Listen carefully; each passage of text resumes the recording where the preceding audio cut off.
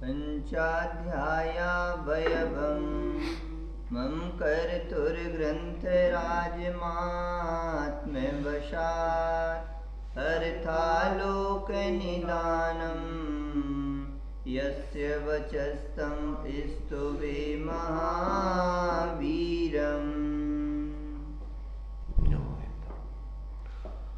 देखिए, चर्चा अपनी चल रही है पंचाध्यायी नाम के महाग्रंथराज के माध्यम से। चर्चा अपनी प्रथम अधिकार में सामान्य विशेषात्मक वस्तु स्वरूप को समझने की चल रही है। यहाँ उसकी चर्चा अपन को बहुत ही मार्मिक तरीके से विस्तार में स्पष्ट की जा रही है। तो अभी अपन ने वस्तु को सामान्य स्वरूप से पहले चर्चा की थी, अब उसी का विस्तार में निरूपण चल रहा है। विस्तार में निरूपण करने के लिए यहाँ गुण पर्यायवत द्रव्यम और उत्पाद व्यय ध्रुव युक्तम सद्रव लक्षणम, इन दो सूत्रों को लेकर के उनका स्पष्टीकरण किया जा रहा है। तो गुण पर्यायवत द्रव्यम के रूप में अपन ने अभी 85 नंबर तक के श्लोक में ये स्पष्टीकरण समझा। अब 86 नंबर के श्लोक से दूसरे प्रकार से अर्थात उत्पाद व्यय ध्रुवयुक्तम सद्रव लक्षणम के दृष्टिकोण से उसी वस्तु स्वरूप को बताया जा रहा है और उसका प्रयोजन भी सिद्ध किया जा रहा है कि दोनों प्रकार से बताने का प्रयोजन भी क्या है। तो इन सब बातों को यहाँ विस्तार से अपन चर्चा कर रहे हैं। तो अभी गुण पर्यायवत द्रव्यम में गुण पर्यायों मय द्रव्य होता है, गुण पर्यायों का समुदाय ही द्रव्य है। ऐसे उसके खुलासा करने के बाद समुदाय और समुदायी ये कथनचित अलग अलग होने पर भी ये अभिन्न भी है, एक भी है, कोई सर्वथा अलग अलग ही नहीं है, ऐसा यहाँ पर सिद्ध किया गया है। तो बीच में शंका वगैरह भी उठाई है कि भैया जब ये दो एक ही है तो दो नाम काय को अलग अलग दे रहे, समुदाय समुदायी, समुदाय अकेला ही कहो। तो कहते नहीं, उसका भी प्रयोजन है, क्योंकि बिना द्रव्य के गुण पर्याय नहीं रहती, इसलिए अभेद वस्तु समुदायी है और उसके गुण पर्याय आदि भेद भी उन्हीं का समुदाय है। इसलिए ये दोनों आपको समझना जरूरी है। एक को समझोगे तो वस्तु स्वरूप की सिद्धि ही नहीं होगी। अब दूसरे तरीके से वस्तु स्वरूप को यहाँ पर स्पष्ट करने के लिए अब जो उत्पाद व्यय ध्रुवयुक्तम सद्रव लक्षणम, इसको अपन ने कल जो है ये 86 नंबर का श्लोक पढ़ा था। अब उसका विस्तार में अपन को चर्चा या उसका विश्लेषण करना बाकी रह गया है। एक बात और यहीं थोड़ी अपन को समझने लायक है कि देखो, ये अपने लिए जितना भी कथन चल रहा है वो कथन अपन को वस्तु स्वरूप को समझने के लिए व्यवहार से चल रहा है। परमार्थ से देखा जाए तो क्या होता है, यहाँ जो अपने लिए स्यादवाद के द्वारा जो प्रमाणमयात्मक वस्तु को कहा जाता है वो सप्तभंग कहलाते। स्यादवाद को ही सप्तभंग कहते हैं। जब भी किसी वस्तु का कथन किया जाता है तो वो 7 भंगों के माध्यम से उसका निरूपण किया जाता है, तभी जो है उसका स्पष्टीकरण सही हो पाता है। तो यहाँ पर उसी सप्तभंगी को जो है 2 प्रकार से शास्त्रों में निरूपण आती है। एक आता है, चूँकि वस्तु के स्वरूप को जानने के लिए अपन को प्रमाण नैरधिगमा, प्रमाण और नय पूर्वक ही वस्तु को जाना जाता है। तो जब अपन प्रमाणात्मक वस्तु को समझते हैं 7 भंगों से पूरी वस्तु को, अखंड वस्तु को, तो उसी वस्तु को 7 तरीके से कहने में वो प्रमाण सप्तभंगी लागू पड़ती है। जब अपन उसको अखंड वस्तु की तरफ से उस वस्तु को समझते हैं तो 7 तरीके से उसको समझाया जाता है कि वो वस्तु अपने स्वरूप से वो वस्तु है, वो वस्तु का अंश नहीं है और अन्य वस्तु नहीं है। उसके लिए स्याद नास्ति के रूप में कहा जाता है। जब अपन वस्तु को वस्तु के रूप में कहते हैं, अपने स्वचतुष्टय से वस्तु सतरूप है और पर चतुष्टय से असत कहो या नास्ति कहो, तो उसमें अपन को ये दोनों चीज़ें एक साथ माने कह नहीं सकते, तो क्रम क्रम से कहते हैं कि वस्तु अपने स्वरूप से है और पर रूप माने क्या? पर रूप माने बस पर का मतलब ऐसी पर अपन पर को अपन अभी समझते नहीं, एक शब्द कह देने से कुछ नहीं। पर का अर्थ होता है एक तो पर द्रव्य गुण पर्याय और दूसरा अर्थ होता है अपने ही द्रव्य के अंश नहीं है, ये अंशी की बात चल रही है, तो उसके निषेध के लिए भी स्याद नास्ति कहा जाता है कि ये अंश नहीं है, अंशी की बात चल रही है, अखंड की बात चल रही है, खंड की नहीं, ये पर की बात नहीं चल रही है, पर द्रव्य गुण पर्याय की, तो उसके लिए स्याद अस्ति। जब अपने चतुष्टय से वस्तु को कहेंगे तो स्याद अस्ति, और अंशों को और पर पदार्थों का उनके गुण पर्यायों का निषेध करना है तो वो नहीं है, तो उसमें ये दोनों चीजें अस्ति नास्ति स्याद की चर्चा आएगी यहाँ की अंश अंशी में भी अंतर आएगा या सप्तभंगी में चतुष्टय की भिन्नता ही लेंगे कि अंश अंशी की भिन्नता लेंगे? अंशी और अंश में क्या होता है? अंश कैसे कहते हैं? जितने भेद प्रभेद हैं वे सब अंश चले जाएंगे और अंशी में अखंड वस्तु आएगी, तो अखंड वस्तु को जब अपन भेद करके कह रहे हैं तो चतुष्टय कह रहे हैं, और अगर एक से एक रूप में कहें तो अंशी कहेंगे उसको। अंशी माने अखंड वस्तु और अंश माने उसके चाहे आप प्रदेश अकेले भेद करो, चाहे पर्याय के भेद करो, चाहे गुणों के भेद करो, वे सब अंशों में चले जाएंगे। इसलिए यहाँ पर अपन को कि ये वस्तु का कोई एक अंश की बात नहीं चल रही, तो ये इसका कथनचित अभी अभाव बताया जा रहा है, माने वो ये बात नहीं है। तो अब ये शब्दों में आप जब सप्तभंगी को कहेंगे प्रमाण सप्तभंगी, तो उसमें अंशी की तरफ से ये अंशी है, अंश नहीं, पर वस्तु नहीं, उनके गुण पर्याय नहीं, तो उसको बोलेंगे स्याद नास्ति, पना भी उसमें है, वो उसी अस्थि में उस वस्तु में ही जब अभेद वस्तु है तो वो अभेद है, तो वो अकेला भेद नहीं है और वो पर द्रव्य गुण पर्याय आदि भी नहीं है, वो ही अपने आप में दोनों धर्मों को लिए हुए। कौन? वो अंशी का अस्थि धर्म, वो अंशों के निषेध पूर्वक और पर द्रव्य गुण पर्याय आदि के निषेध पूर्वक ही वो अंशी का कथन किया जा रहा है। नास्ति धर्म से उसका निषेध किया जा रहा है, अस्थि धर्म से उसको कहा जा रहा है। तो पहले कहें कथनचित, जब कहेंगे तो एक समय में एक ही कह सकते, तो वस्तु स्याद अस्ति, वस्तु किसी अपेक्षा से है, तो किस अपेक्षा से? स्व की अपेक्षा से, अभेद की अपेक्षा से। फिर कथनचित वस्तु वो नहीं है, तो कथनचित क्या नहीं है? वो पर द्रव्य गुण पर्याय नहीं है और वो अपने ही एक अंश मात्र नहीं है, अपने ही कोई एक भेद नहीं है, ये उसमें गर्भित समझना।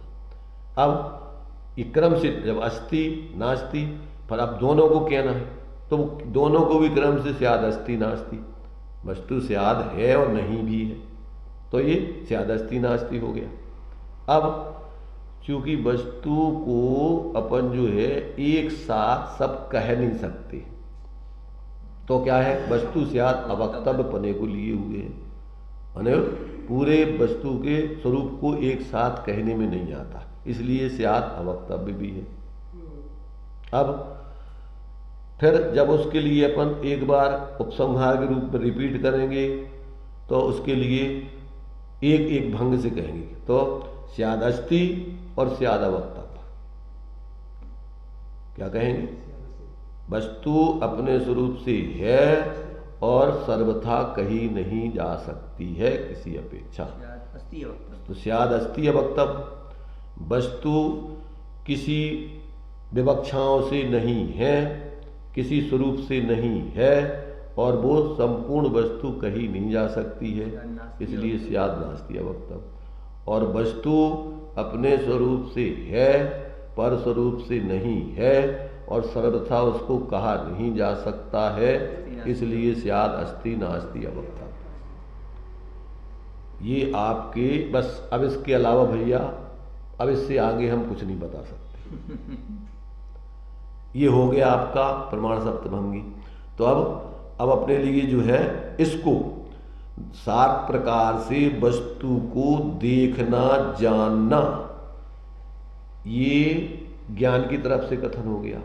और 7 प्रकार से वस्तु को वचनों से कहना सुनना, ये वचन की तरफ से हो गया। समझ रहे ना क्या हो गया?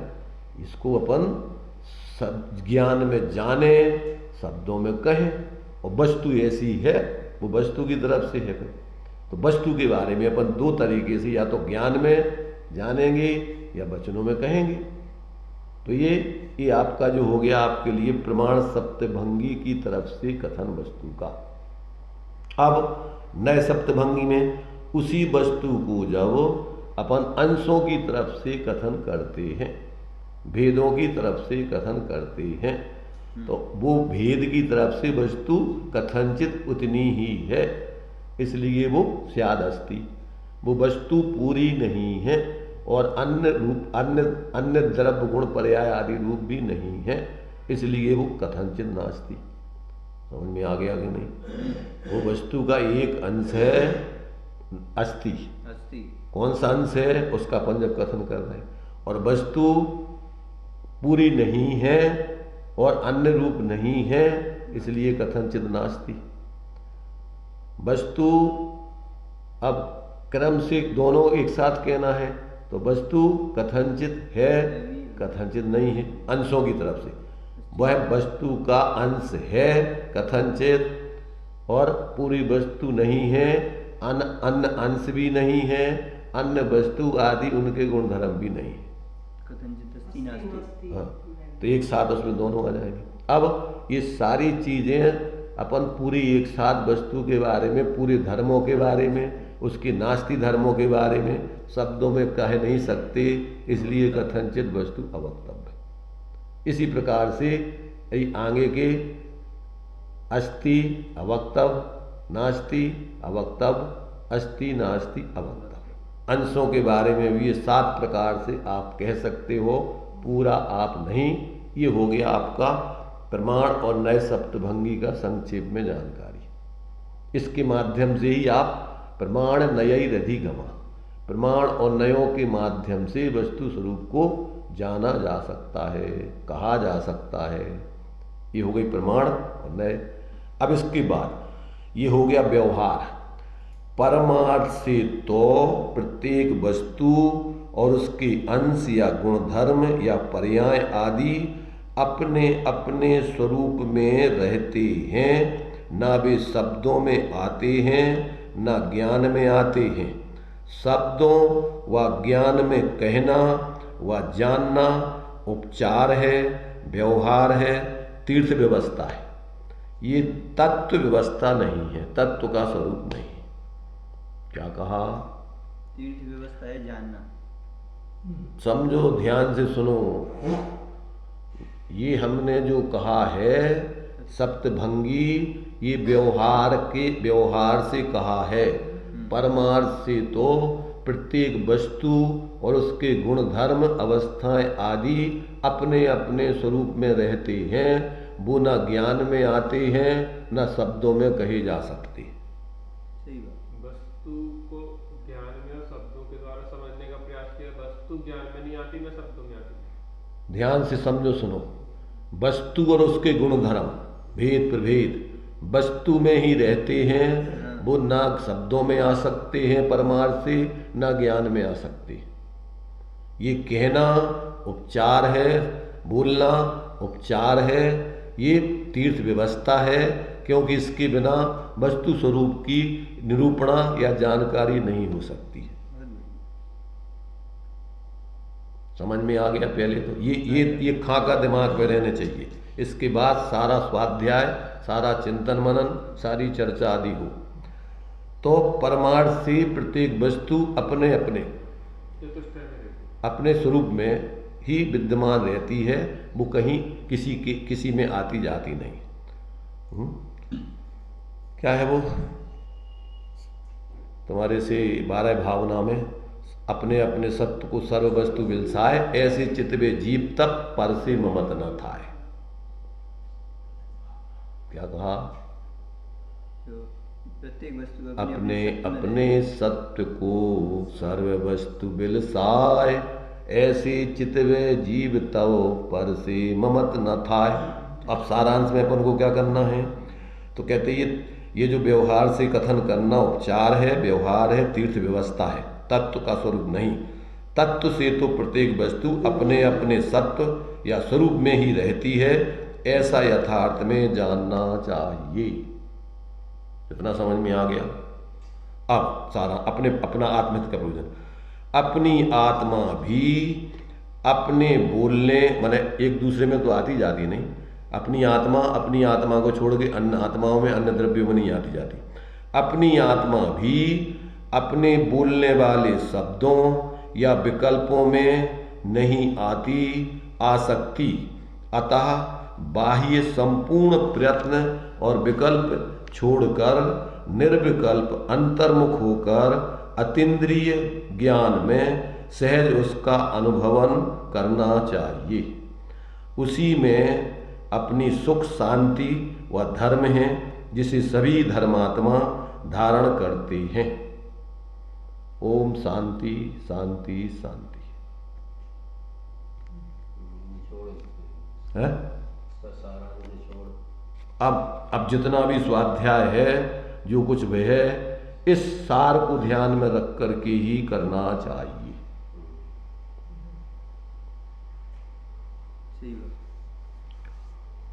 समझ में आ गई इतनी बात? अब अपना जो है वस्तु न तो ज्ञान में आई और न वचनों में आई, परमार्थ से ध्यान रखना। परमार्थ से, व्यवहार से तो सर्वव्यापी एक चिद्रूप स्वरूपाय परात्मने सोपलब्धि प्रसिद्धाय ज्ञानानंदात्मने नमः। व्यवहार से तो परमात्मा लोकालोक सर्वव्यापी हैं। कैसे व्यापी हैं? अन्य लोग सर्वथा मान लेते हैं, अपन ज्ञान जानने की अपेक्षा मानते हैं। क्या अपने ज्ञान में प्रत्येक परमात्मा जो वस्तु जैसी है वो जान रहे हैं, तो जानने की अपेक्षा वो सर्वव्यापी हैं। नहीं तो उस वस्तु व्यवस्था को बताएगा कौन? अगर आप सर्वथा इसको निषिद्ध कर दोगे कि ज्ञान में सर्वथा आती नहीं है, जान ही नहीं सकते, परमार्थ की बात कही, ये ध्यान रखो। सबसे पहले निश्चय से, परमार्थ से, यथार्थ में कोई वस्तु किसी अन्य वस्तु में न आ सकती है, न जा सकती है, न आई है, न गई है, न व्यवस्था है। व्यवस्था भी नहीं। जब तक ये दिमाग में स्पष्ट नहीं जमेगा, पागलपन का भूत तुम्हारे मिथ्यात्व का दूर नहीं हो सकता है। सारे पर पदार्थों का कर्तृत्व स्वामित्व लेकर, कर्तृत्व भोक्तृत्व स्वामित्व आदि लेकर, एकत्व मत लेकर रात दिन मिथ्या दृष्टि पागल बना हुआ है।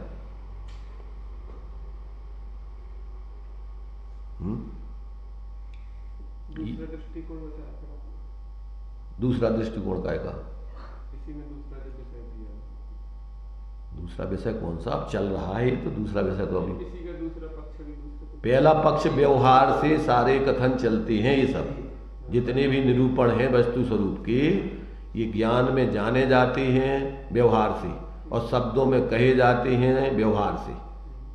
समझ रहे हैं ना? परमार्थ से कोई वस्तु को न ज्ञान में अपन ले सकते हैं, न शब्दों में आ सकते हैं। प्रत्येक वस्तु अपने अपने स्वरूप में ही क्रीड़ा करती है, वो अपने स्वरूप को छोड़ के कहीं आती जाती नहीं है। अपनी वस्तु भी, अपनी आत्मा भी अपने स्वरूप को छोड़ के कहीं नहीं आ जा सकती। अपने शब्दों में भी, अपने विकल्पों में भी नहीं आ सकती।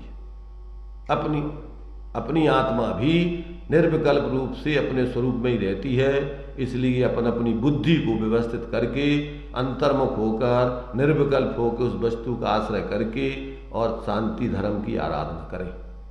ज्ञान में निर्णय करके, निर्णय होगा पहले, निर्णय करके अब अंदर में उसी निर्णयों में विकल्पों में नहीं उलझे रहे। अंदर में निर्विकल्प होके, अंतर्मुख होके उस वस्तु से परिणति को अभेद करके और उसका अनुभवन करते हुए जिए शांति से, उसी का नाम धर्म है। इसके अलावा और कोई धर्म नहीं है, बाकी सब भरम है।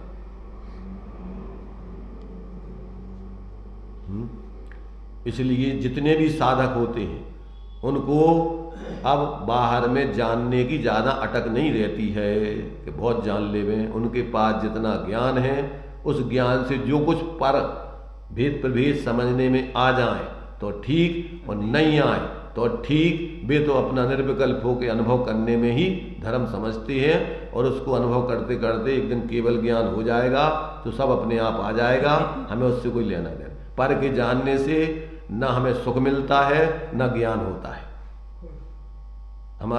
हमारा ज्ञान हमारे में ही है, हमारा सुख हमारे ही में है। इसलिए अपने को जानना और अपने को ही अनुभवना,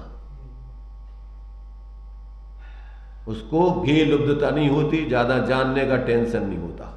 जैसे आचार्यों ने गंभीर विषय पढ़े, करणानियोग के सूक्ष्म, तो प्रयोजन तो सद गया उनका, माने उनने अपना अनुभव कर लिया। उनने गंभीर विषय कुछ नहीं पढ़े, उनने एक ही गंभीर विषय देखा, और बाकी तो पढ़ने में ज्ञान में अपने आप आते रहे, वो जानते रहे सहज। उन्होंने अपने गंभीर स्वरूप को पढ़ा, अनुभव किया बस। और जो कुछ भी सहज रूप से अपन को उस अनुभव के लिए जरूरी था वो उन्होंने सामान्य से जान लिया कि भैया लोक में ये 6 जाति के द्रव्य हैं और वो अनादि काल से हैं, अनंत काल तक रहेंगे, और प्रत्येक पदार्थ अपने अपने में रहता है। ना कोई उसको कोई उत्पन्न करने वाला है, ना कोई नाश करने वाला है, ना कोई रक्षा करने वाला है, वो सब स्वचालित व्यवस्था है। बस इतना समझ में आ गया। अब अपन को ज़्यादा अगर क्षयोपशम नहीं है तो अब ज़्यादा जानने की जरूरत नहीं है। बस अब अपने को एक देखिए, जानिए, रम रहिए एक ठोर, समल अमल न विचारिए, यही सिद्धि नहीं हो। इसके अलावा और कोई शांति का उपाय नहीं है, न था न है न होगा किसी को। इतना समझ में आ गया। बस अब शांति से निर्विकल्प होने का, रहने का, अपने स्वरूप में रहने का ये अभ्यास करो, इसी में शांति है। इतनी माथा कूटी इधर उधर की करते रहोगे उतना पागलपन तुम्हारे सिर पे चढ़ा रहेगा, और बुद्धि ज़्यादा करोगे तो खराब भी हो जाएगी। तो 2 ही दिन से न लौकिक जीवन जी पाओगे न पारमार्थिक सिद्धि कर पाओगे। विक्षिप्त होकर के यहीं विक्ष पागलों जैसे घूमोगे, मलमूत्र खाते फिरोगे फिर। इसलिए ये अपन को ये पागलपन ज़्यादा सवार न करके, जितने लोगों ने जो पागलपन पर कर्तृत्व का लगे बुद्धि खराब हो गई, बीच में उनकी स्थिति बिगड़ गई। ठीक है, नहीं है ये मिथ्या दृष्टि को कर्तृत्व होता है कि हम नहीं समझाएंगे तो दूसरों को कैसे समझेंगे। सम्यक दृष्टि को ऐसा कुछ नहीं होता है कि हमारे समझाने समझ रहे, उनको समझना है वे कहीं से भी समझ लेंगे, हमारे सिर पर बोझा नहीं है उनका। हम तो अपनी शांति से जी रहे, उसमें जो कुछ अपने हिसाब से जो कर रहे उसी में से जो कुछ पात्र जीव आए, भाव आ गया बोल दिया, नहीं आया तो कुछ नहीं। सिर पे हमारे बोझा नहीं है किसी के समझाने का, ज्ञानी ऐसा जानते। इसलिए उनके सिर पर कोई भार नहीं है, वे निर्भार हैं, इसलिए संसार से पार होते हैं। और जिनके सिर पे भार होता है वे न तो खुद तरते हैं न दूसरों को तारने में निमित्त बनते, वे खुद डूबते हैं और दूसरों को डुबाने के कारण बनते हैं।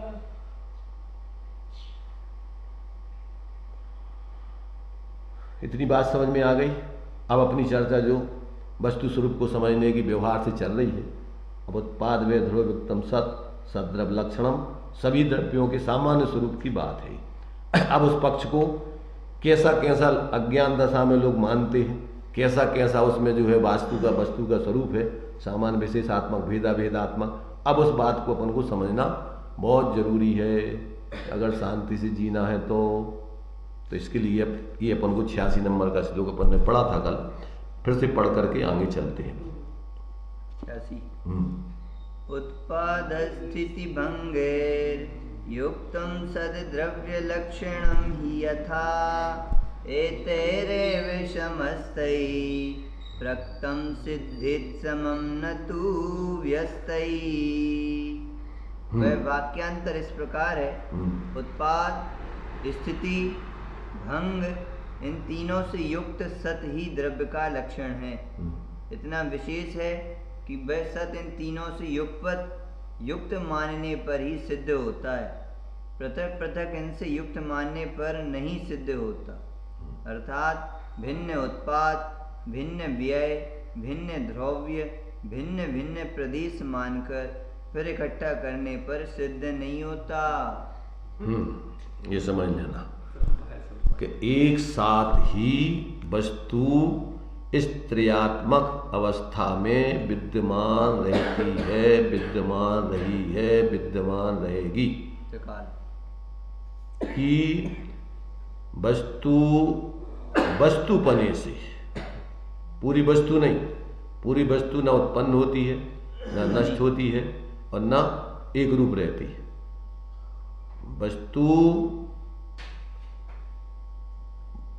वस्तुपने से रहकर पूरी उत्पन्न भी होती है, पूरी व्यय भी होती है और पूरी ज्यों की त्यों भी बनी रहती है।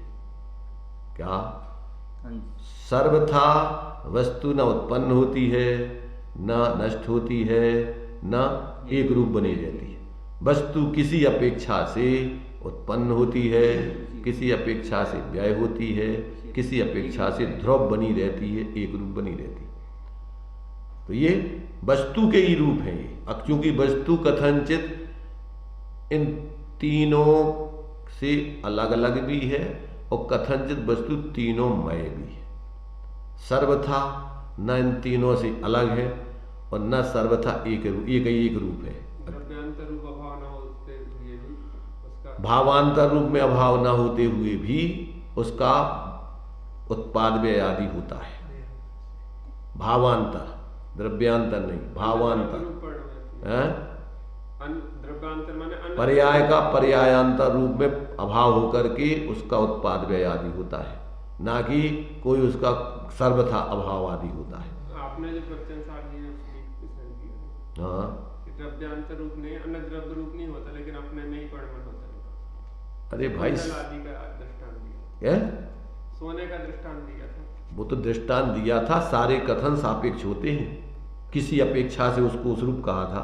अब जो दूसरी अपेक्षा है कि वस्तु भावांतर रूप में भाव का अभाव होता है, ना कि सर्वथा अभाव होता है। एक पर्याय का अभाव होता है तो दूसरी पर्याय के उत्पाद रूप में अभाव होता है, सर्वथा अभाव नहीं होता है। कि जब अपन ने घड़े अवस्था का अभाव होगा तो ठीक रहे अवस्था की उत्पाद पूर्वक घड़े अवस्था का अभाव होगा, सर्वथा उसका अभाव नहीं हो जाएगा वस्तु की अवस्था का। तो वो वस्तु किसी भाव के अभाव पूर्वक किसी भाव के सद्भाव रूप होती है, सर्वथा उस भाव का अभाव नहीं और सर्वथा किसी भाव का उत्पाद नहीं।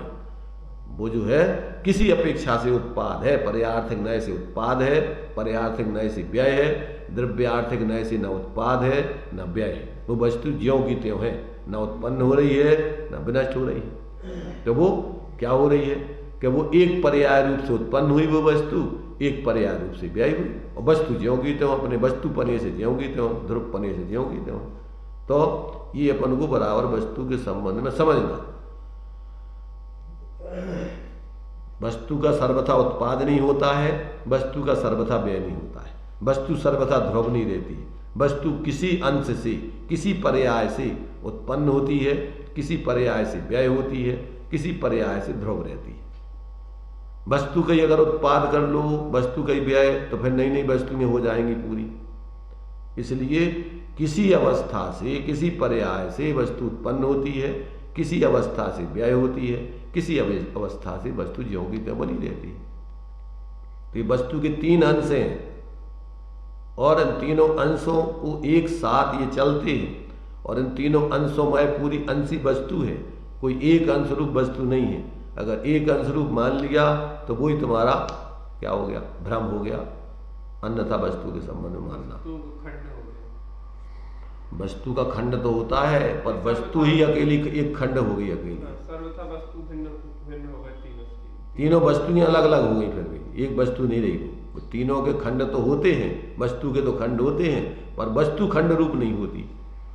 तो वस्तु के अंश होते हैं, अंशी उन सबको मिला के है, पर एक एक अंश अंशी नहीं है। ये यहाँ पर निषेध कर रहे हैं। देखिए आगे उसका और खुलासा चलता है। अयमर्था प्रकृतार्थो द्रव्योत्पाद व्ययाश्रयस्य चांसः नाम्ना सदिति गुणा स्यात् एको नेकेत एकशः प्रोक्तः। प्रकरणानुसार सारांश यह है कि द्रव्य, उत्पाद और व्यय ये तीनों अंश नाम से सतगुण रूप है, इसलिए एक हैं। क्या कह रही है? ये उत्पाद व्यय द्रव्य तीनों अंश नाम से सतगुण रूप हैं। एक तीनों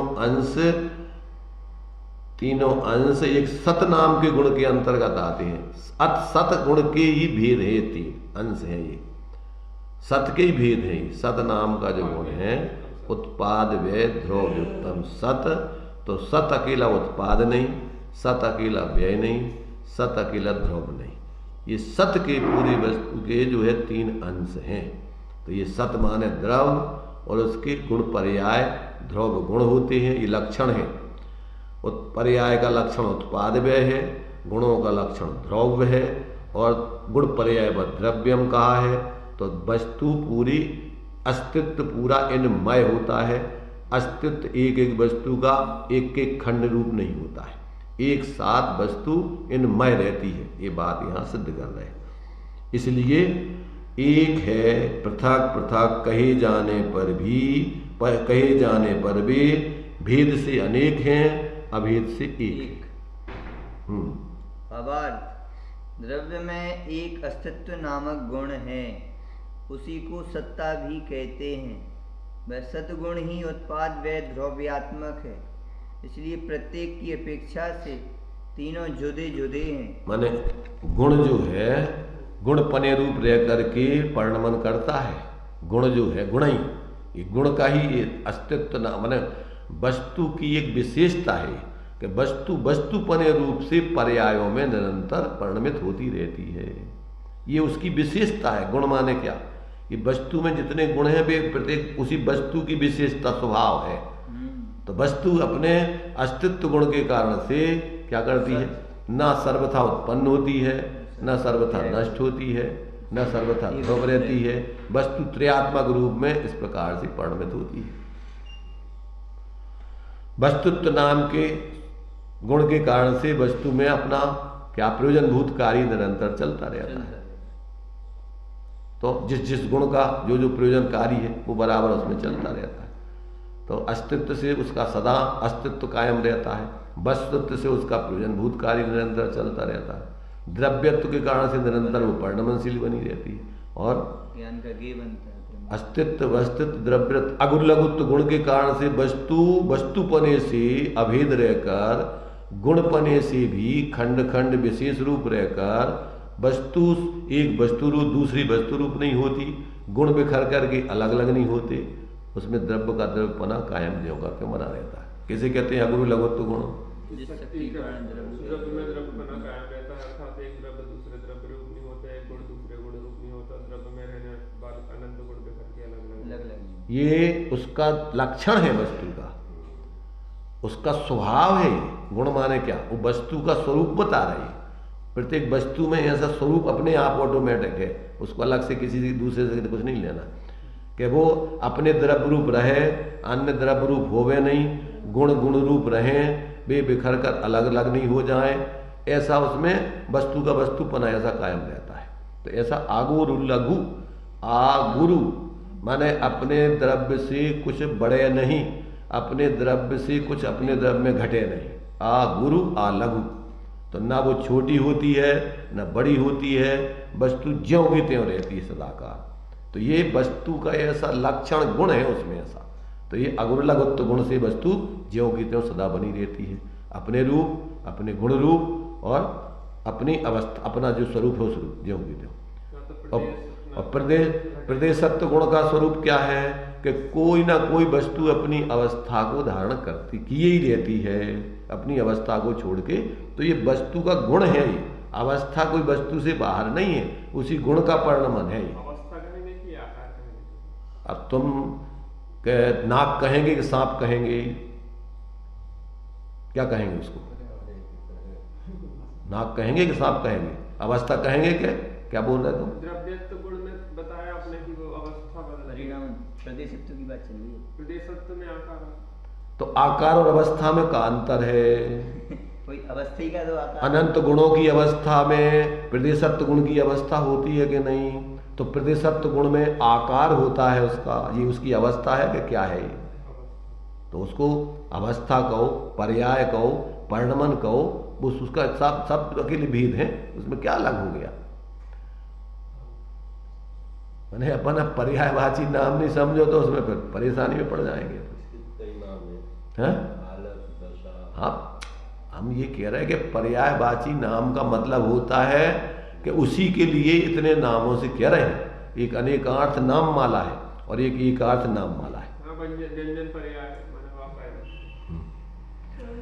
अब वो अपन व्यंजन पर्याय को पर कह देते द्रव्य की अवस्था और बाकी गुणों को कह देते गुण की। वे भी द्रव्य की अवस्था है, ये ध्यान रखना। जो बाकी गुणों की अवस्था है वे अकेले गुणों की अवस्था नहीं है, वे भी द्रव्य की अवस्था है। उसको भी व्यंजन पर्याय कही है आलाप पद्धति आदि में, कि वे सब गुणों का जो पर्याय है वो भी व्यंजन ही है। अब देखो, ज्ञान जिसको अपन ने एक सामान्य रूप से समझने के लाने अपन ने प्रदेशत्व गुण का ऐसा आकार होता है जिसको अपन देश और देशांश कह रहे, और फिर उसको गुण गुणांश कह रहे दूसरी तरफ से। तो अपन बहुत सारी विवक्षाएं होती हैं, उन विवक्षाओं में अब ये देखो आप कि जैसे मान लीजिए अन्य गुणों का जो आकार होता है जिसकी अवस्था कह रहे अपन, तो जैसे मान लो ज्ञान गुण है, तो ज्ञान गुण का मति ज्ञान है, तो आत्मा के कौन से प्रदेश में रहेगा वो ज्ञान गुण? या ज्ञान गुण का क्षयोपम कहो अपन, मति सुतक ज्ञान का क्षयोपम सब जीवों में रहता है। तो वो कहाँ रहता है मति सुतक ज्ञान का? सर्वांग आत्मा में पूरे में रह कि कहूँ मस्तिष्क में रह कि ये कि अकेले ज्ञान ही में रह? प्रत्येक प्रदेश में ज्ञान है और ज्ञान का ही परिणाम। तो वो तो चाहे प्रदेशत्व गुण का अवस्था का हो चाहे अन्य गुणों की, वो व्यंजन ही पर यानी पूरे द्रव्य में होती है। वो ऐसा अपन को भ्रम है कि अन्य गुणों का परिणमन अकेले गुण ही में हो, द्रव्य में नहीं हो। यहाँ द्रव्य में अरे वो भाई उसकी चौड़ाई के आकार को बताना था और ये उसकी दूसरी तरीके से भावात्मक स्वरूप को बताना था, तो वो विवक्षा दूसरी थी। अब अपन ने सर्वथा उसको मान लिया कि बाकी गुणों का परिणमन तो उन गुणों में होते हैं और प्रदेशत्व गुण का विकार पूरे द्रव्य में होते हैं। बहुत भ्रम है भाई, अभी बहुत भ्रम है। क्या कह रहे? ज्ञान गुण का क्षयोपम, ज्ञान गुण की क्षयोपम की व्यंजन पर्याय होती है कि अकेली अर्थ पर्याय होती है? पूरे द्रव्य में वो ज्ञान गुण का परिणमन हो रहा है कि अकेले ज्ञान ही में होता है?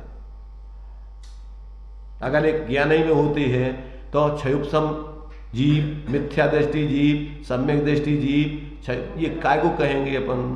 अगर वो पर्याय एक गुण की अकेले गुण ही में रहते तो द्रव्य तो पर अलग होगा सर्वथा और गुण अलग हो गए। अरे सबका समूह इकट्ठा बता रही है यहाँ पे। उसके पहले जो आया ना शंका के, हाँ तो अलग अलग कर दो उनको सब। बहुत अपन को अभी अपन कूप मंडूक पने में इतने जल्दी आ जाते हैं, फिर इसके आगे अपन कुएं से बड़ा कुछ मानती नहीं है कि बस कुएं के अलावा हम कुछ नहीं समझते, इससे बड़ा कोई हो ही नहीं सकता। जिस कुएं के मेढक से समुद्र के मेढक ने आकर के कहा कि भैया तुम कहाँ इतने से में तुम्हें उतना ही उछल कूद मचाते हो, चलो तो हम बताएं तुम्हें कितने बड़े बड़े समुद्र होते हैं। उन्होंने कितनों बड़े बताओ, तो उन्होंने हाथ फैलाए कितनों इतनो इतनो कुआ में चक्कर लगा दो इतनो। क्या लगे रे तुम कहाँ लगे हो भैया? क्या लगे हट झूठ बात, इससे बड़ा कोई हो सकता है कि? कुछ नहीं, तुम्हारी बात झूठ, हमें नहीं मानने, मत मानो। तो आज इतने जल्दी व्यक्ति थोड़ा सा पढ़ करके इधर उधर का किसी का प्रवचन सुन लीजिए, शास्त्रों का गंभीरता से अध्ययन नहीं, कुछ पता नहीं, धारणा बना के बैठ गए और हम ज्ञानी और बाकी सब अज्ञानी। और दूसरे व्यक्ति अगर कहे ये तो मिथ्या दृष्टि है, ये तो जो पर्याय दृष्टि है, ये तो भेदों की बात करते हैं, ये तो अशुद्ध की बात करते हैं, ये तो मिथ्या दृष्टि है। द्रव्य दृष्टि, जो सम्यक दृष्टि का मतलब जानते हो, पूरी वस्तु का ज्ञान होने का नाम द्रव्य दृष्टि है। द्रव्य दृष्टि का नाम अंश दृष्टि नहीं है। जब मिथ्या दृष्टि है, जब द्रव्य दृष्टि नहीं है तुम्हारी, जब पर्याय दृष्टि है, वस्तु का एक ध्रुव अंश पर्याय है द्रव्य का, वो पर्याय दृष्टि मिथ्या दृष्टि है। पूरी वस्तु का ज्ञान द्रव्य दृष्टि है। द्रव्य दृष्टि माने पूरी द्रव्य वस्तु स्वरूप का जैसा ज्ञान, उसका नाम द्रव्य दृष्टि है। अभी अपन ने ध्रुव दृष्टि का नाम द्रव्य दृष्टि मान लो और बाकी भेदों का नाम पर्याय। जबकि वो आचार्य कह रहे कि जो भी ध्रुव भी एक पर्याय है और अकेली पर्याय को ध्रुव मानना, ध्रुव को, उसका नाम मिथ्या दृष्टि है, पर्याय दृष्टि हो गई, अखंड दृष्टि नहीं है तुम्हारी।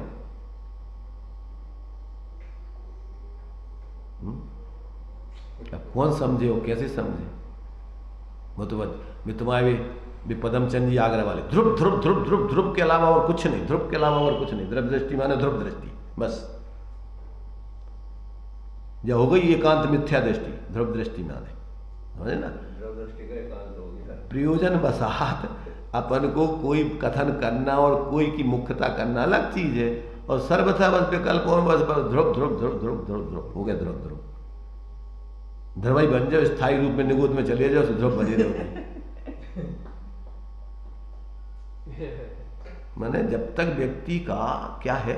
और सुनो, इतनी अकेली बस सुन के और काम 24 घंटे पापाई के।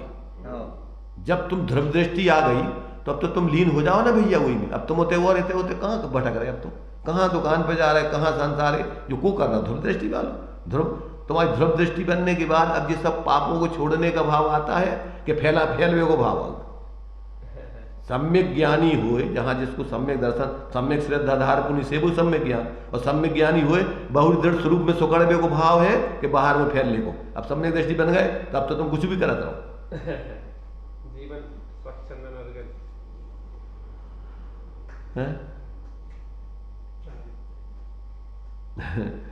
इसलिए भाई थोड़े ज्ञान को थोड़ा ढीला करो। बहुत भ्रम में पकड़ के बैठ गए हो। और आज जो दुर्दशा हो रही है, आचार्य समंद्रबद्ध कहते भगवान आपका ये जिन शासन तो 3 लोक में एक छत्र राज करने वाला होना चाहिए, इतना पवित्र, इतना विस्तृत है, परंतु आज आपके जैन शासन की मानने वालों की दुर्दशा क्यों हो रही? तो उन्होंने 3 हेतु दिए। 3 हेतु कौन कौन से दिए? काला कलरवा कलुषा सयोवा श्रोतु प्रवक्तु वचना नयोवा। नयो के बिना श्रोता 3 हेतु दिए कि एक तो निमित्त रूप में कलिकाल का साम्राज्य है, एक कलुषित परिणाम वालों का काल है। कलिकाल माने क्या? कलुषित परिणाम। तीव्र विषय कसाई जीव इस काल में पैदा होते। और 2 हेतु कौन से दिए कि श्रोतु प्रवक्तु वचना नयोवा, वक्ताओं को वचनों नयों की विवक्षाओं का ज्ञान नहीं है, बके जा रहे कछु भी।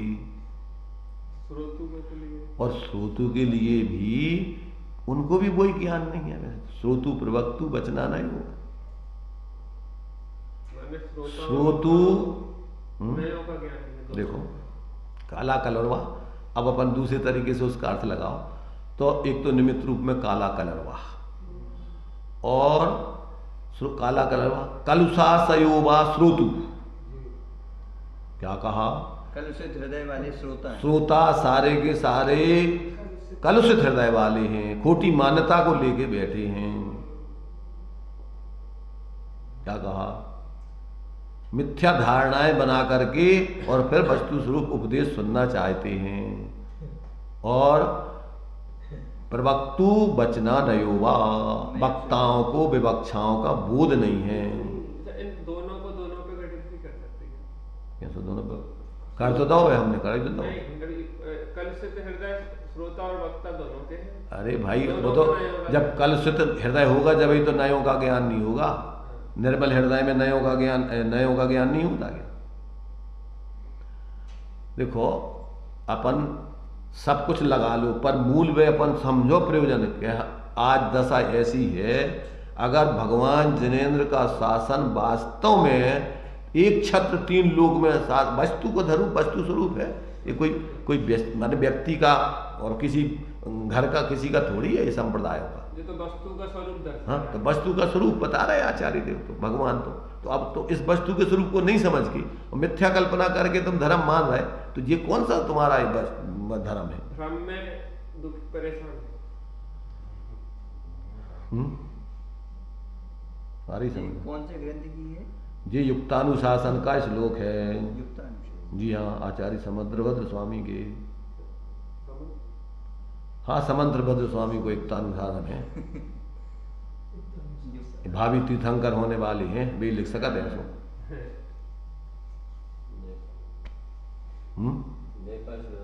देखा तुमने? अच्छा, तुमने सब देख लिया एक को छोड़ के? अच्छा, हमारे इसमें देखा था ये।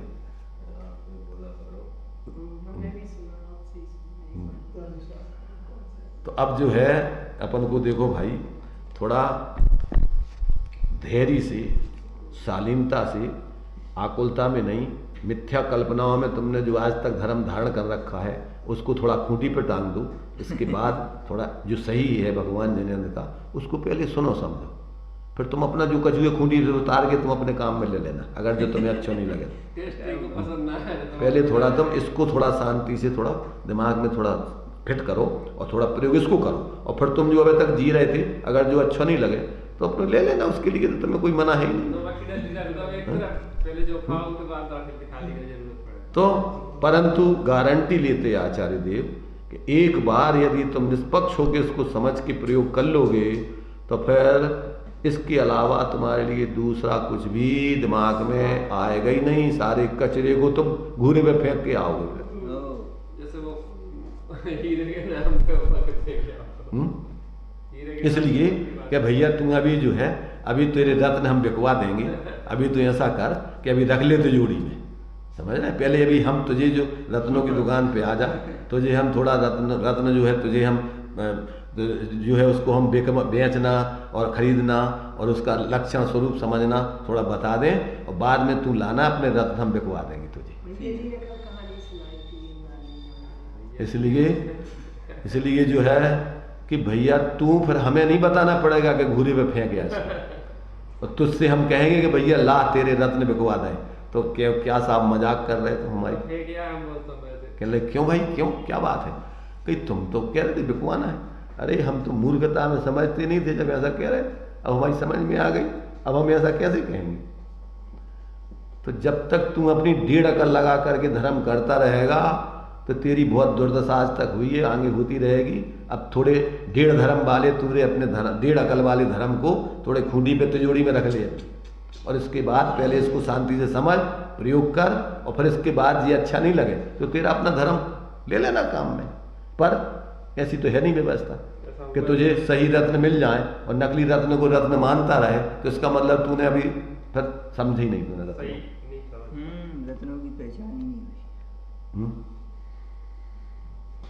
बहुत मुश्किल है। महाभाग्य से वचन जिनवाणी के और सम्यक प्रकार से सुनने को भी मिल सकते हैं, नहीं तो सम्यक प्रकार से वचनों को सुनना भी महाभाग्य के बिना हो नहीं सकता है। ज़्यादातर तो व्यक्ति दुर्भाग्य में क्या है, खोटे लोग और खोटे वचन और खोटा जीवन ही जीने में उसको व्यसनी व्यक्ति की दुर्दशा यही होती ना, कि खोटी चीज़ों में, खोटे जीवन में ही आनंद आता उसको। सही जीवन और सही बातों को सुनना नहीं चाहता, गलत को छोड़ना नहीं चाहता। तब उसका क्या, टोडरमल जी के शब्दों में उसकी होनहार की माने उसका अभागे की महिमा ना करके उसकी होनहार का विचार करके ज्ञानी तो समता में रहते हैं। चलिए एक आध और पढ़ लो, टाइम आपका हो जाने वाला है, फिर वो तो है ही। लक्ष्यस्य लक्षणस्य च भेद विविक्षाश्रयात् सदैव गुणः द्रव्यार्थादेशादेतदेव सदिति स्वयं द्रव्ययम्।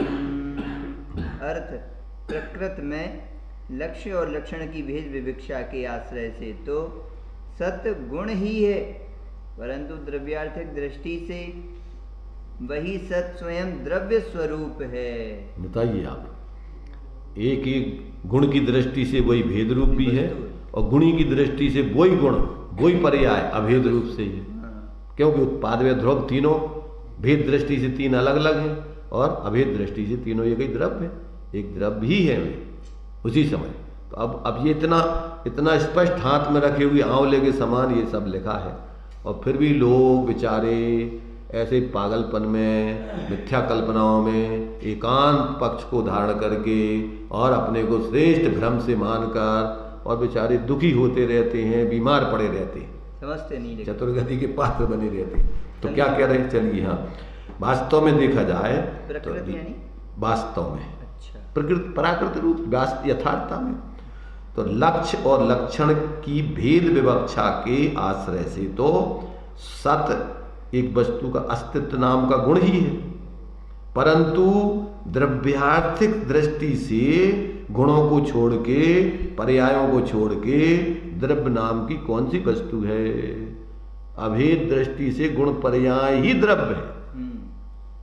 भेद वही सत स्वयं द्रव्य स्वरूप है। भावार्थ वस्तु में अनंत गुण हैं, उन गुणों में से प्रत्येक को चालनी न्याय से यदि द्रव्य का लक्षण माना जावे तो उस अवस्था में द्रव्य लक्ष्य ठहरेगा और गुण उसका लक्षण ठहरेगा। देखो बोलो, लक्ष्य लक्षण की अपेक्षा से ही गुण गुणी में कथनचित भेद है। इसी दृष्टि से सत्ता और द्रव्य में कथनचित भेद है। चालनी न्याय कहलाता है कि अपन इकट्ठी वस्तु हो गई खराब तो चाल करके अलग अलग कर देते हैं समझ रहे? उसका जो भेद है उसमें जो मोटी चीज है वो अलग कर देते, कचरा है माल अलग, तो भेद दृष्टि कहलाती चालनी न्याय। चालनी न्याय माने क्या? भेद दृष्टि से विचार करने पर ये सारी चीजें अलग अलग अपन को दिखाई देंगी, परंतु जब अपन उसको द्रव्यार्थिक नय से अभेद दृष्टि से देखते हैं तो वे सब एक वस्तु के रूप में हो जाती हैं। जब अपन को चाल करके एक घड़े में भर देते हैं एक बर्तन में तो एक अभेद रूप से हो जाती है। आपको बता देना कि चना को बना जरा तो उसके अलग अलग हो गए तो वो चलो अभी दृष्टांत कहाँ कहाँ जो लगाओगे अपन समझो, ज्यादा दृष्टांत तो वो तो ठीक है, परंतु अभेद के भेद कर दिए अपन ने तो वे तो खंड खंड पुद्गल है, चूंकि अलग अलग भी हो गए, पर यहाँ द्रव्य में ऐसी अलग अलग नहीं है भी। ये तो अपन को जब भेद से समझते हैं तो चालनी न्याय से जैसे बहुत सारे उस चलनी में बहुत सा भेद करके सब निकल जाता है, मोटी चीज कचरा अलग, वो चीज अलग, ऐसे द्रव्य स्वभाव, गुण स्वभाव, पर्याय स्वभाव अलग अलग दिखते हैं, परंतु जब अपन अखंड रूप से देखते हैं तो वो एक ही वस्तु सिद्ध होते हैं। परंतु भेद विकल्प बुद्धि को हटाकर केवल द्रव्यार्थिक दृष्टि से सत्ता और द्रव्य दोनों में कुछ भी भेद नहीं है। जो द्रव्य है सो ही सत्ता है। इसका खुलासा इस प्रकार है कि संपूर्ण गुणों में अभिन्नता होने से किसी एक गुण के द्वारा समग्र वस्तु का ग्रहण हो जाता है। इस कथन से सत्ता कहने से भी द्रव्य का ही बोध होता है और द्रव्यत्व कहने से भी द्रव्य का ही बोध होता है। एक एक गुण के आधार से पूरी वस्तु का बोध होता है और वो गुण चूंकि पर्यायों में परिणमित हो रहा है, इसलिए उन पर्यायों में भी वही अखंड द्रव्य अभेद दृष्टि से द्रव्य दृष्टि से पूरी आत्मा उसमें व्याप्ति है। अभी वर्तमान में प्रदेशत्व गुण का विकार अपनी मनुष्य पर्याय है, तो अभी आत्मा कहाँ है? पूरा का पूरा इसको छोड़ के कहीं है क्या? जब इस पर्याय का अभाव होगा, दूसरी पर्याय उत्पन्न होगी तो पूरा आत्मा कहाँ होगा? कि रह जाएगा कुछ यहाँ? ये पर्याय नहीं रहेगी, वो पर्याय द्रव्य में चली जाएगी, तरंगें पानी में लीन हो जाती, दूसरी लहर पैदा हो जाती, तो वो तो अभेद वस्तु के ही भेद हैं सब। तो जिन लोगों को वस्तु स्वरूप का विवक्षाओं से बोध नहीं है प्रमाण और न्याय से, वे व्यक्ति रखड़ने के अलावा मिथ्या दृष्टि को होता भी नहीं हो। देखो जैसे अपन को प्रमाण और नय है, ऐसे ही प्रमाणाभास और नयाभास भी होते हैं। क्या कहा? किसी कहते हैं प्रमाणाभास और नयाभास। प्रमाण से जानी हुई वस्तु के किसी अंश को क्या है, सापेक्ष रूप से जानना तो नए है नहीं, और वस्तु के किसी अंश को पूरी वस्तु मान लेना ये नया भास है। अच्छा, एक एक अंश को ही पूरी वस्तु मान लेना उसका नाम नया भास है, और ऐसे नयों के समूह का नाम प्रमाणाभास है। कुनयों के समूह, कुनयों के समूह का नाम प्रमाणाभास है। सर्वथा, वो तो सर्वथा ही होता है ना, जब जब जब नए कोई तुमने द्रव्य मान लिया, क्योंकि यहाँ इस छंद में यही तो कहा है। अरे वो तो छोड़ो तुम, परंतु जब हम ये कह रहे हैं आभास की बात कर रहे हैं जब, तो भी तो सर्व आभास किसे कहते हैं कि वस्तु को सर्वथा तुम अखंड और खंड खंड मान रहे हो। वस्तु तो खंडाखंड एक ही वस्तु है, किसी अपेक्षा से वो अखंड है, किसी अपेक्षा से खंड है। द्रव्यार्थिक नय से अखंड है, पर्यार्थिक नय से खंड है, और तुमने खंड कोई अखंड मान लिया तो अब तुम कहाँ रहो नए, आवाज खड़ा हो गया इस छंद में। नया भास। हाँ, अब अपन एक एक नए को पूरी वस्तु मान रहा है, एक एक नए की वस्तु। ध्रुव ध्रुव ध्रुव ध्रुव का वो जो होगा निश्चयाभास, अखंड वस्तु कोई सर्वथा तुमने मान लिया। उत्पाद, हाँ, उत्पाद व्यय रूप अंश को नहीं माना तुमने, जबकि उत्पाद व्यय ध्रुव तीनों वस्तु है अखंड एक ही समय में।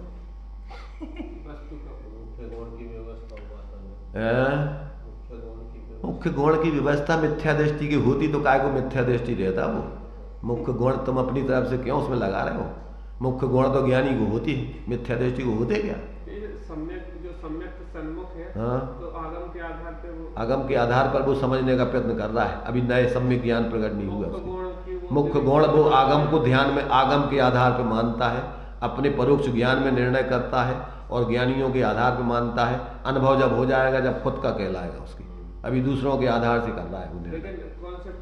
कॉन्सेप्ट क्लियर अभी एक दृष्टि से अपन क्लियर जैसा कहो, क्लियर नहीं कह सकते हम। ये कह रहे हैं क्लियर जैसा कहो, क्लियर नहीं कहो। क्लियर तो जब ही होगा जब तुम्हारा ज्ञान सम्यक हो जाएगा। सही बात, अनुभव। अभी क्लियर जैसे कि मार्ग पर चल रहे हो आप, ऐसा करके और अनुभव कर लोगे तो क्लियर हो जाएगा।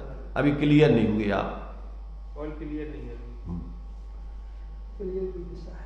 क्लियर तो आप जब 33% नंबर हो जाएंगे तब क्लियर कहलाओगे। अभी 32% तक के नंबर क्लियर की मार्ग पर चल रहे हो आप। अभी सही है अभी, लेकिन अभी अपना नहीं है, पासिंग मार्क्स नहीं है। तो ये पढ़ लो, पूरा हो गया? अभी नहीं हुआ, पढ़ो पूरा। इस कथन से सत्ता कहने से भी द्रव्य का ही बोध होता है, और द्रव्यत्व कहने से भी द्रव्य का ही बोध होता है। माने अंश के कहने से जब वस्तु स्वरूप के आधार से देखो अपन, तो वो वस्तु का ही बोध हो रहा उससे।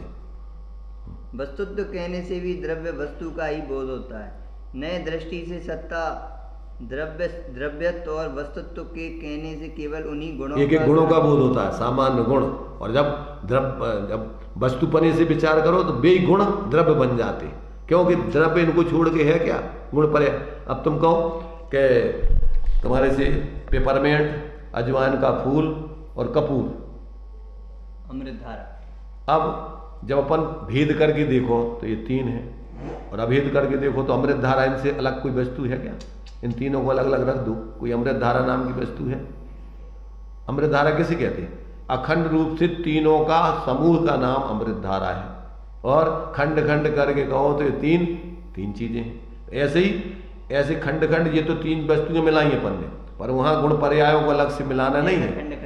वे तो समझने के लिए ज्ञान में आपको समझना है उसकी। वे तो खंडाखंड रूप से पूरी वस्तु एक साथ है ही सदाकाल। जिस दृष्टि से देखो उस दृष्टि से वस्तु तुम्हें दिखेगी।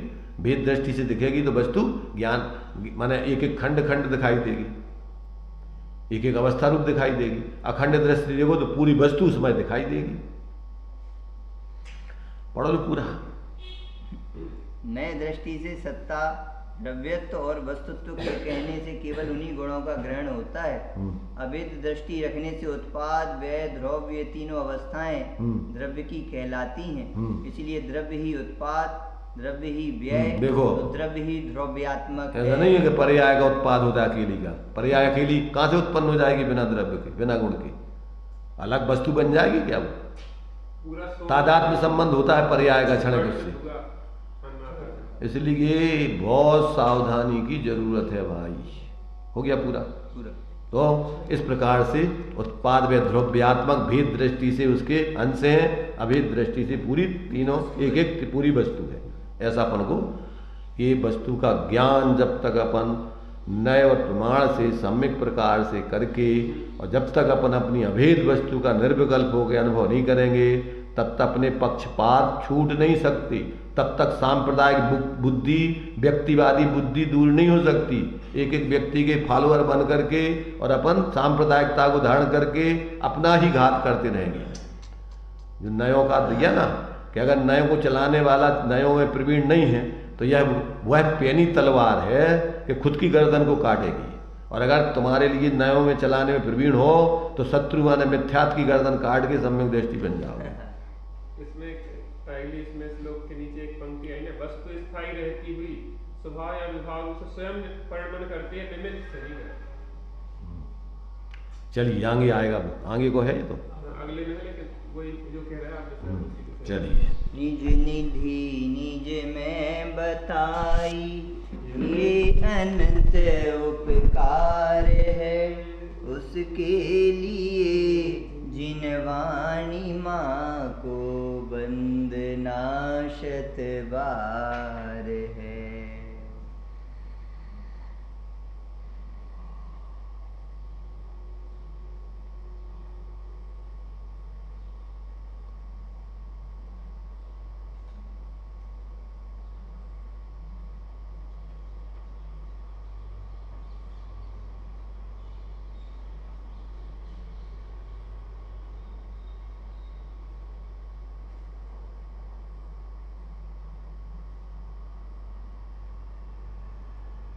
द्वादशांगमयी जिनवाणी माता की जय हो, महान जैन धर्म की।